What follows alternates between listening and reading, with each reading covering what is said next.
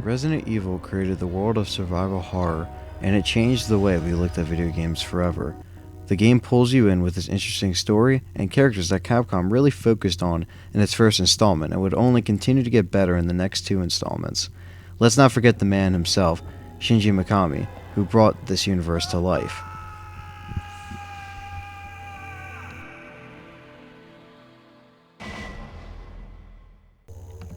The story goes something like this. Several murders are reported in the outskirts of Raccoon City, with several victims being attacked and eaten. The Raccoon Police Department Special Tactics and Rescue Service STARS are sent in to investigate. Forest zone situated in northwest Raccoon City, where we're searching for the helicopter of our compatriots Bravo team, who disappeared during the middle of our mission. No, I haven't found it yet. Bizarre murder cases have recently occurred in Raccoon City. There are outlandish reports of families being attacked by a group of about 10 people. Victims were apparently eaten. Bravo team went to the hideout of the group and disappeared. They first send Bravo team, but once contact is lost with Bravo team, Alpha team goes in to investigate to find out what happened to Bravo team on their search. After one of their members are attacked by a vicious zombie dog, the team books it and finds themselves running into the infamous Spencer Mansion. When they enter, depending on who you play as, whether it's Chris or Jill, one of the teammates goes missing, and you have no other choice but to investigate further into the mansion.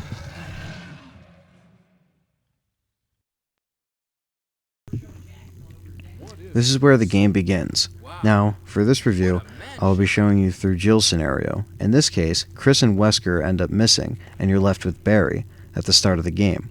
When it's Chris, however, Barry, Jill, and Wesker end up missing. Chris is considered the hard mode of the game, and Jill being the easy mode. With limited item slots for Chris, it could be a bit more of a challenge for newcomers.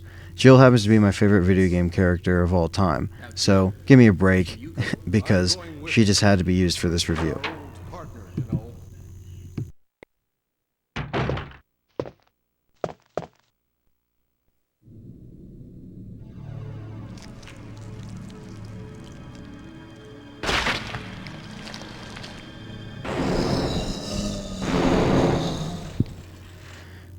The game for the time was very revolutionary, with its graphics and full-on voice acting and dialogue for the characters. This wasn't common in video games back then. Now, the voice acting is by far from the best in video games.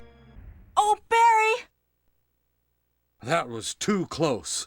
You were almost a Jill sandwich. But hell, you can get a good laugh at it nowadays.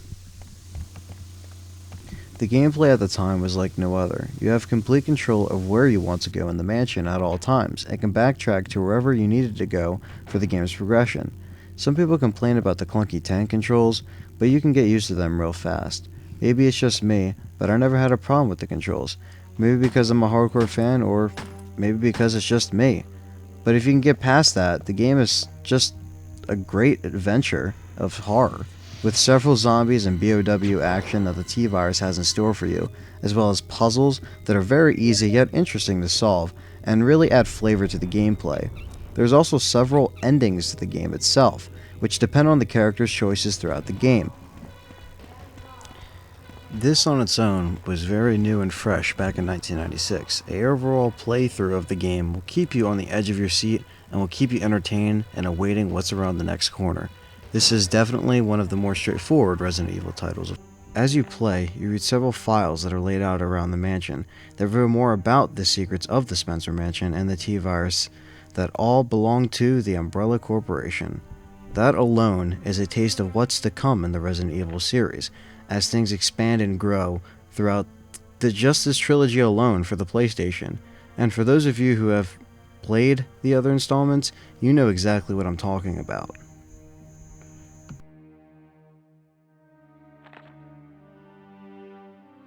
Can't forget to mention the item box and the item management in the safe room, the safe room is scattered all throughout the mansion, and you can save your game on typewriters with ink ribbons. And there's also item boxes where you can rearrange your items, and it kind of increases the survival aspect of the Resident Evil game, as well as the series as well, because both of these things will be seen in future installments to come. But I just thought it was really great. You can organize all your weapons and ammo. Most of you guys already know how this works, but again, just seeing it for the first time in this game really just like people were just completely blown away on just how everything kind of makes it very, it's your choice. You know, you have to do well, you have to survive, you have to, you know, scavenge as much as you can and just keep it organized, and it was great.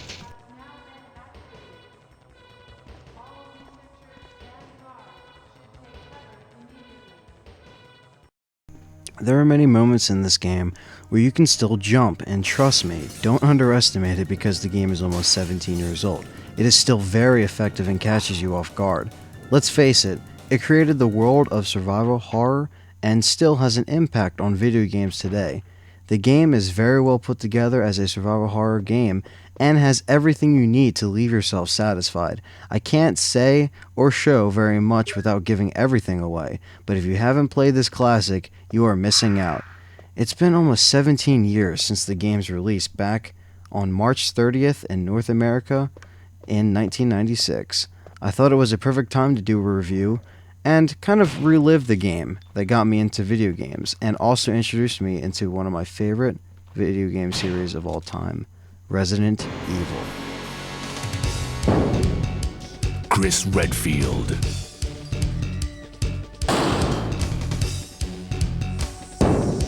Jill Valentine, Barry Burton,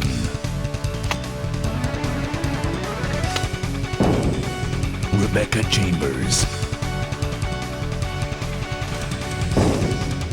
Albert Wesker,